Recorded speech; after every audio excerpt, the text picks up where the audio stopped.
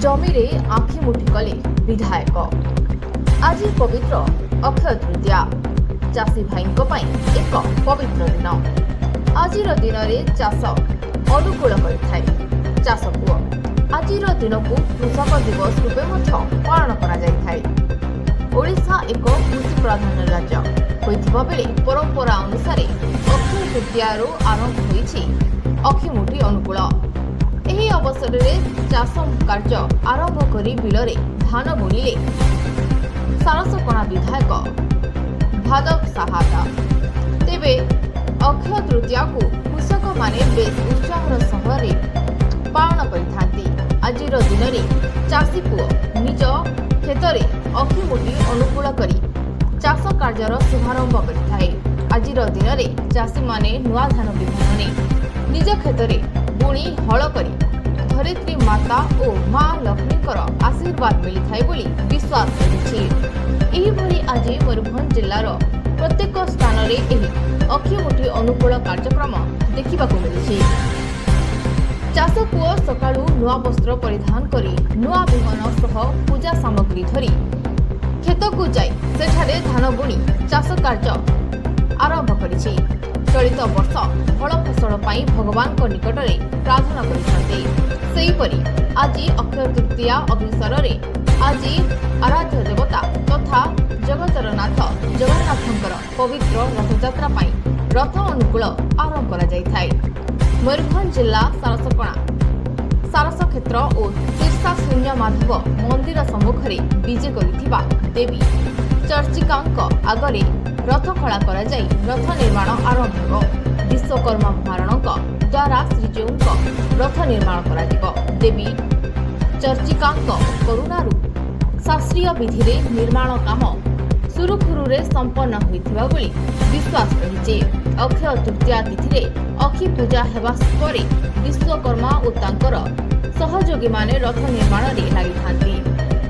एथिपाई निकटरे थिबा जंगलरू आवश्यकीय काठ रथ खଳାରେ पहुंची सारिछि। बसंत पंचमी रे रथ काट अनुकूल रामनवमी रे काठ बकल बाहर करिबा परे आज रथ निर्माण अनुकूल करा जिबा देखिबा मिलिछि।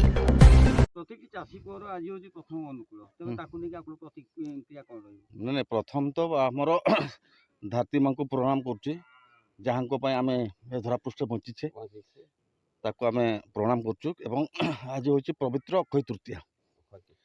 आज चाषी केमती बंचिबो तार 12 मासर खाद्य केमती जुगाड़ करिवो सेति पय आज ए पर्व धरती मांकर आम प्रति जो आशीर्वाद समस्त प्रति रहू। आम निर्वाचन मंडल स्तरीय आज जो कार्यक्रम आयोजन करिछु एइथरे उपस्थित बा हमर रवि भाई स्थानीय सरपंच पंचायत समितिर समस्त सदस्य एवं आमर समस्त जनसाधारण समस्त को मु मो तरफ समस्त हार्दिक अभिनंदन मु शुभेच्छा जणैबी। एवं समस्त धरती मां पाखे मु भिक्षा करी कि आम अंचल रे कम से कम चाष समस्त समृद्ध आनी दो समस्त आम भले चढ़ू। एवं आम मैंने महाप्रभु पाखे एतकी निवेदन करवा कि आम निर्वाचन मंडली गोटे विकसित निर्वाचन मंडली हिसाब से परिगणित हो। चाष क्षेत्र में हो शिक्षा क्षेत्र में हो स्वास्थ्य क्षेत्र में हो सब क्षेत्र में कम से कम आम आकु आकु जावा या ही आमर प्रभु जगन्नाथ मुखरे आमर प्रार्थना। धन्यवाद। 12 मासर खाद्य संग्रह क्षेत्र में से आज अनुकूल करें तेज आप चाषी पुओ ताकू नहीं कौन प्रतिक्रिया रही। आज एक पवित्र अक्षय तृतीया यही दिन में चाषी तार प्रथम अनुकूल करे जहाँकि तार मुठी आरंभ करे एवं तार चिंता करे जे आज अक्षय तृतीया बुणिले आमर अमल अधिक आसब। तेणु से आशा नहीं आम समस्त चाषी आज प्रथम अनुकूल करदेव।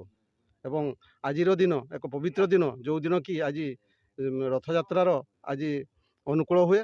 तेणु आज आम समस्ते खुशी अच्छु और आज जगन्नाथ नीति प्रार्थना करूँ जे आम समस्ते आम चाषीगण आज जमी चाष आगामी वर्ष में जमी कौन वातावरण हो जमी आम अमल ठीक भाव पाऊ ये आम कामना। मयूरभंज ब्यूरो चीफ मुरारी मोहन महापात्र जी9 ओडिया।